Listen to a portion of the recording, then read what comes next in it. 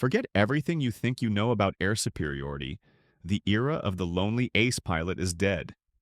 Right now, a $10,000 drone swarm is rendering a $100 million fighter jet obsolete. This isn't science fiction, it is the new calculus of attrition. If you believe stealth is still the ultimate shield, you are looking at the wrong battlefield.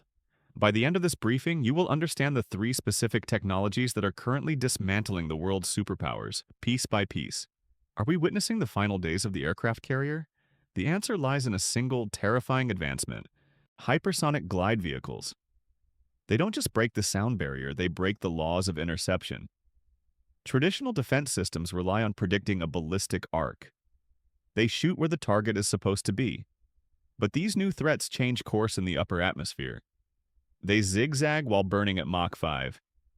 Your billion-dollar radar sees it, tracks it, and watches helplessly as it bypasses every layer of protection. Kinetic impact is inevitable. But to stop it, engineers are abandoning bullets entirely. They are turning to directed energy. Lasers, silent, invisible, instant. The promise is infinite ammunition at the speed of light. You stop trading a $2 million interceptor for a cheap drone. You start trading a dollar's worth of electricity. This collapses the economy of modern warfare. Swarms that would drain a destroyer's missile magazines in minutes can be burned out of the sky indefinitely. But directed energy has a fatal flaw. The atmosphere itself fights back. And while the laser tracks the target, the decision to fire is no longer yours. The human reaction time is simply too slow. Artificial intelligence takes the wheel. We are transitioning from man in the loop to man out of the loop. Algorithms do not panic. They do not hesitate. They process sensor fusion data in microseconds, executing maneuvers that would crush a human pilot. The kill chain is now fully automated. If your system waits for human confirmation, it is already dead. Speed is the new stealth. But when software controls the trigger, the vulnerability shifts. We aren't just hacking networks anymore, we are poisoning the data stream itself. Electronic warfare is no longer just noise, it is deception. You don't just jam the signal, you spoof it. You feed the enemy AI a phantom fleet. It strikes empty ocean while the real threat flanks unseen. This is cognitive jamming. Systems that learn your radar signature and rewrite their own code to disappear. The electromagnetic spectrum is the new trench line. If you lose the signal, you're blind. But the ultimate convergence brings the weapon back to the ground. It turns the infantryman into a walking sensor array. The individual soldier is no longer just a rifleman. They are a node in a global kill web. Augmented reality visors don't just show terrain. They highlight enemies through walls.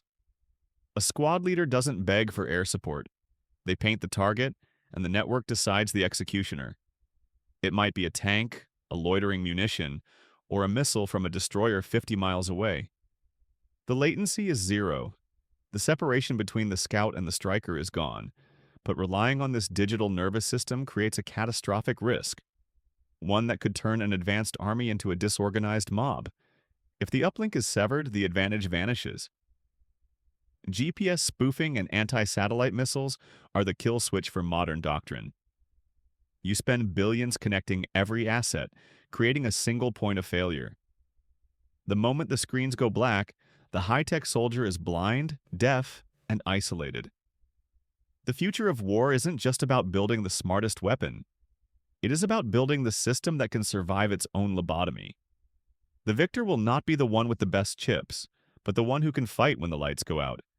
The luxury of time has been deleted. We are no longer preparing for wars of attrition that last years. We are facing the era of hyperwar. Conflicts will be decided in hours. Infrastructure dismantled in minutes. The nation that hesitates to unleash autonomous systems or pauses to debate the ethics of the kill chain loses before the first shot is fired. Technology does not care about morality. It cares only about efficiency. We have built a machine of war so fast that human intervention is becoming a liability. The future belongs to the algorithm.